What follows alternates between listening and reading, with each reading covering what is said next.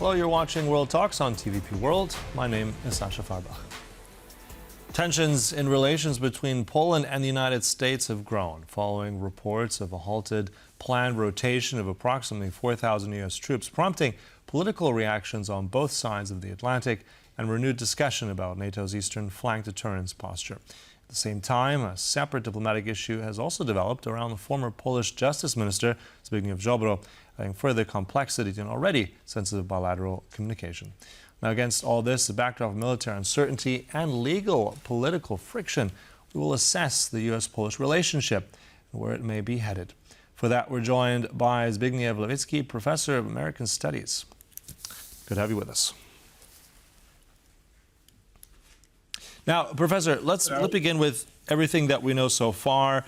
With this troop rotation, the communication that's followed on the highest level, where do you see currently Polish and American relations?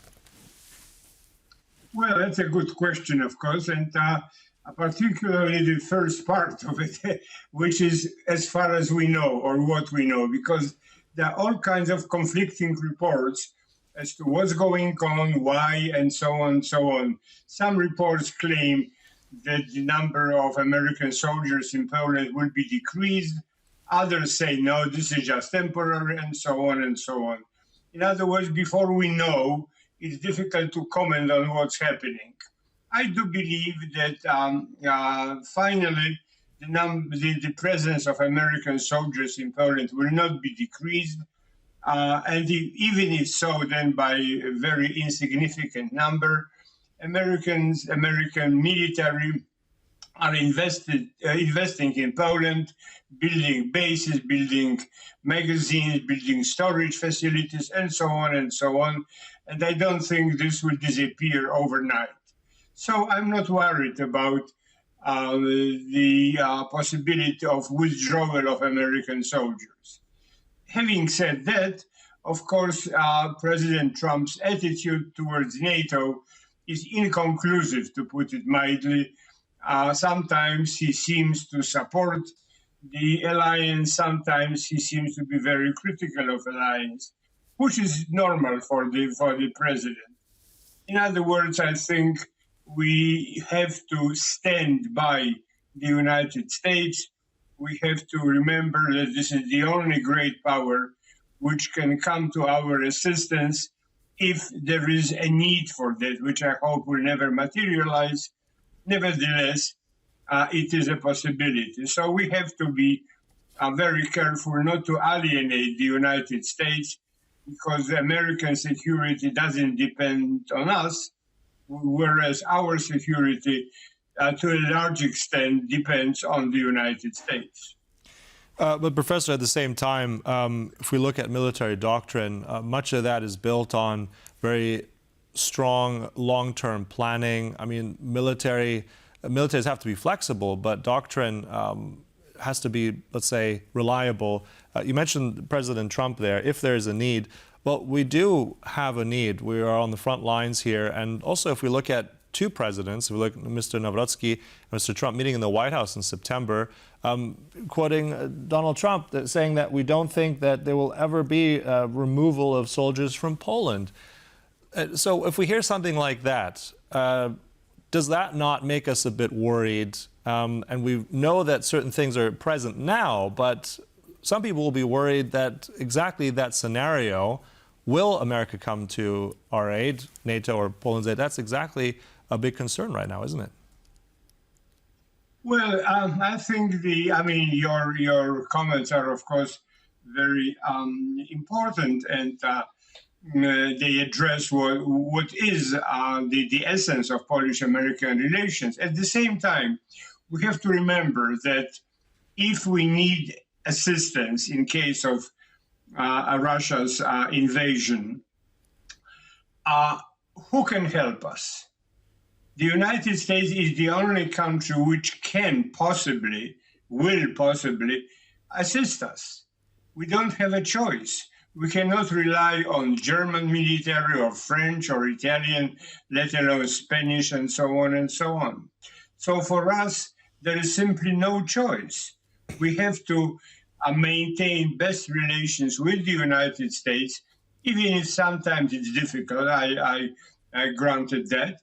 At the same time, there is no other option. There is no alternative.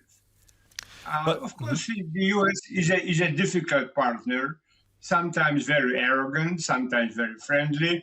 You never know which on a particular day. But as I say, and I keep repeating it in all circumstances, the United States is the only country which can possibly come to our assistance at the time of need, and we have to remember that and make sure that we don't alienate our only true ally in the world. all right. So you're saying the United States is Poland's only true ally, but at the same time, we've seen a very mercurial, to say the least, president show us very much that he doesn't see it the same way. Now, you said it's our only choice, but what do you make then of countries like Germany building up more forces with that cooperation coming closer? They have a brigade in Lithuania of 5,000. They're spending more and more defense than they ever have since the end of the Second World War. You have the connection with France. President Macron, just in Poland not so long ago, about nuclear umbrella sharing. Really, France is the only sovereign country, more than the UK actually, in terms of providing that nuclear umbrella potentially. You have Italy, and it goes on. So I'm just wondering, what do you make of those alternatives? Are those not alternatives that Poland can rely on? Not now, and not in the next, 20 or 25 years. France offers, how shall I put it? They say they might help us with their atomic weapons if we pay for it. In other words, they want to sell their atomic capacity. Well, okay, it's a possibility for Paris, but I don't think it's an alternative to Washington. In other words, European countries, including Germany and France, which you mentioned, and others, are not ready for military confrontation with Russia at this point. NATO, without the United States, does not have military capacity to stand up to Moscow. We in Europe have been living off the United States for quite a long time, and that was,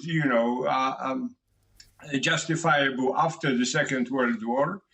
But now rich European countries like Germany, France, Italy, etc., were not ready to pay for their own security, let alone our security.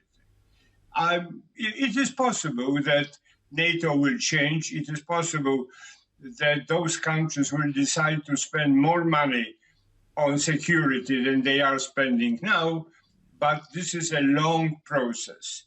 To get to where the United States is today in military terms will take 20 to 25 years. And in 20 or 25 years, both the United States and Russia will be very much ahead of where they are now. So this is a long process.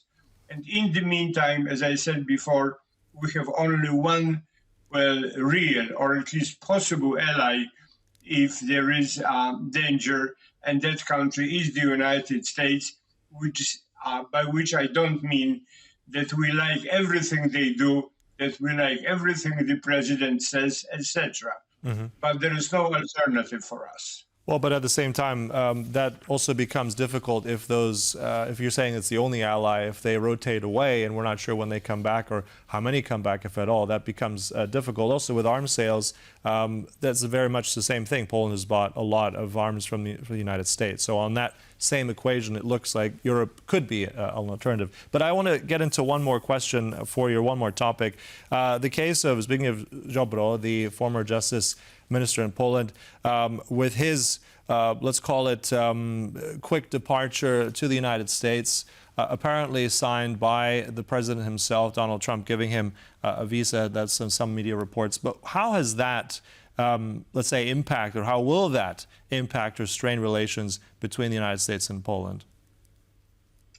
Well, again, we don't know what happened. We don't know what's happening. In other words, why the former justice minister was allowed to the United States under what arrangements, with whom, etc., etc. I very much doubt that the US president was personally involved in that. I think there are quite a number of various agencies which hope they will profit from Mr. Ziobro's being in the United States, and were offering him temporary right to remain in the United States if he shares various information with appropriate agencies. So we have to wait until all information is made available, if it ever is made available, to really comment on it. The second part, how does it impact Polish-American relations? Remember that Poland is divided. I mean, we are not the only country which is divided internally. And some people who support Mr. Ziobro's political career and his party and so on, are very glad that the United States has done what it did, presumably. Others, of course, are dissatisfied. But this is not Hungary, which at this time at least seems to be united in their reaction to Orban's removal. The story in Poland goes on. We don't know, and therefore... It does go on, unfortunately. Yeah, I'm sorry, Professor, to interrupt you there. I'd love to ask you more, but we'll have to conclude there. But thanks so much for all of that. Zbigniew Lewicki there, Professor of American Studies. Thank you. Thank you. And thank you for watching World Talks, but stay right here on TVP World for more. Goodbye.